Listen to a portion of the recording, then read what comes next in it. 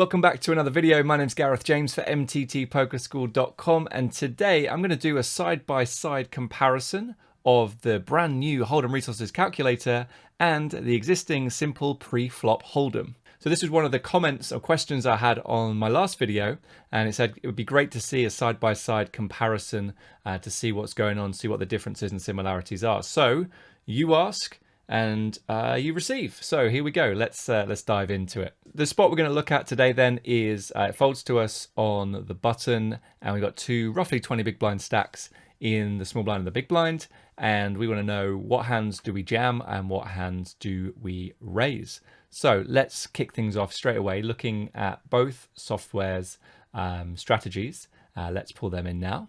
All right, so on the left-hand side then, we've got HoldemResources calculator, and this is the min raising range. And on the right-hand side, you can see this is the simple pre-flop Holdem range.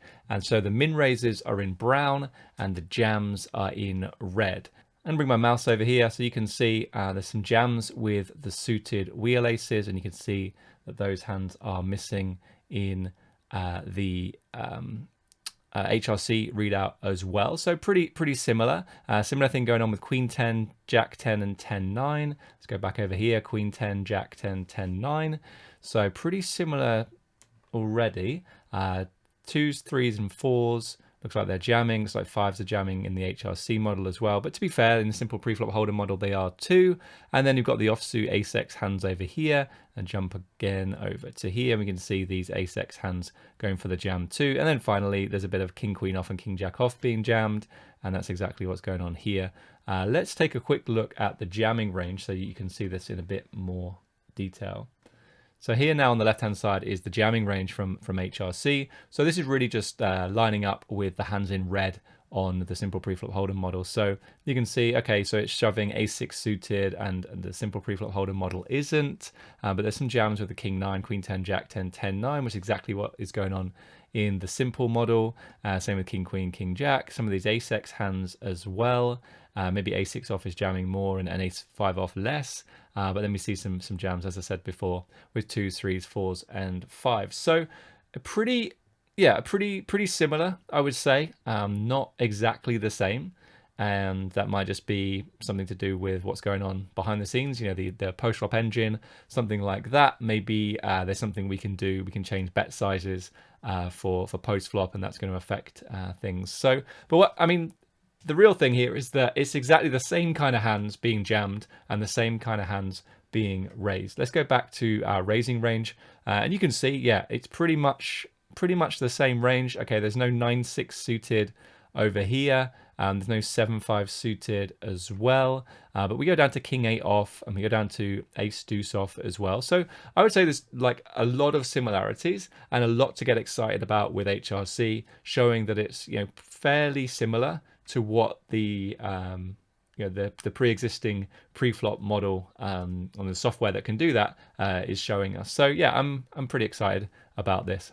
All right, so next up then, let's have a look at when we do raise from the button, what happens in the small blind, and this is the small blind's calling range, and we can do the same with simple pre-flop Holdem as well. So the hands in yellow this time are the ones that are going to go for the call, and the hands in brown are the ones that jam. So once again, we see some similarities. We see some of these AX, the suited 8x hands going for a call. I see some suited kings as well, ace 9 suited, a bit of king 10, queen 10, jack 10, definitely getting called in the HRC model. And then same with ace deuce and ace 3. And let's just bring my mouse back over to here. Definitely something that is going on with with both models. So I think it's looking pretty good. I think that maybe there are some more calls in the simple model, as you can see with these flatting a slightly wider range. Actually, having said that, I think maybe I was looking at 8-6 and looking at the 1% there. Actually, yeah, 8-7's being flatted, 7-6 and 6-5 and 5-4. So actually, I think it's pretty similar, to be honest. This is looking pretty good to me.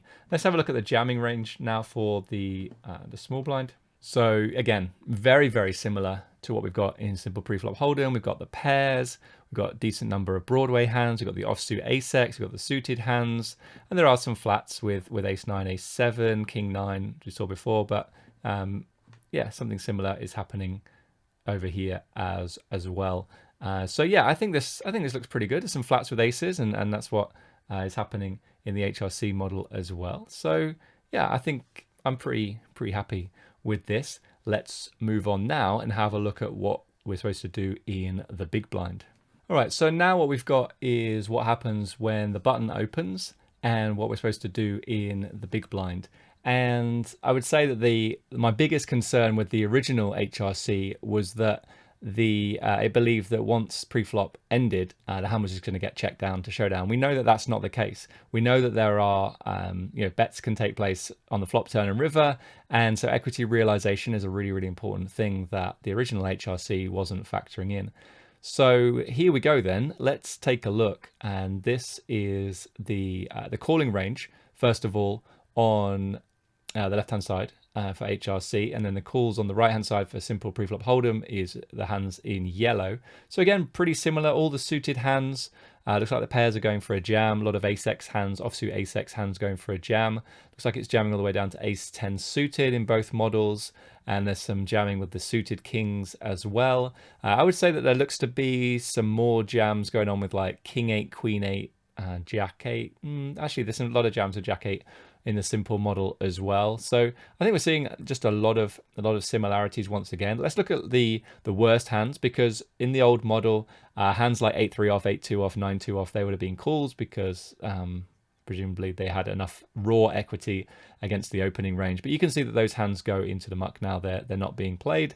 10-3 off looks like it's a call in the HRC model, but not in the simple model. But jack deuce off, queen deuce off, king deuce off, they all look the same there. And you've also got 5 deuce off, 4 deuce off, and some 3 deuce off as well. So yeah, maybe the HRC model is a little bit looser, but it's certainly not as loose as it used to be.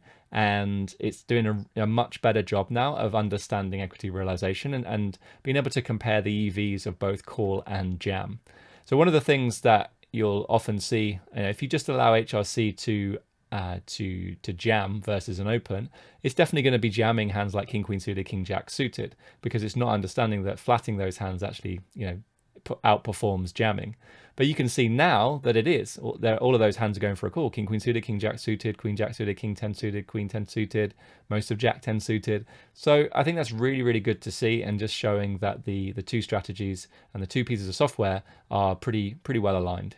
So this now then is the jamming range on the left-hand side from HRC, and you can see once again it's very similar to the simple model. We've got some suited kings, we've got the, as I already said before, ace-10 suited and then ace-7 off plus. Looks like maybe the HRC model is jamming like ace-6 off a little bit more frequently, but then not with ace-5 off. But it looks like the pairs are still going in there. We've got some 9-8 suited, 10-9 suited, 10-8 suited, jack-8 suited, some jack-10 suited. So yeah, pretty similar, and a lot, I would say, to get excited about when it comes to using this new version of HoldemResources calculator.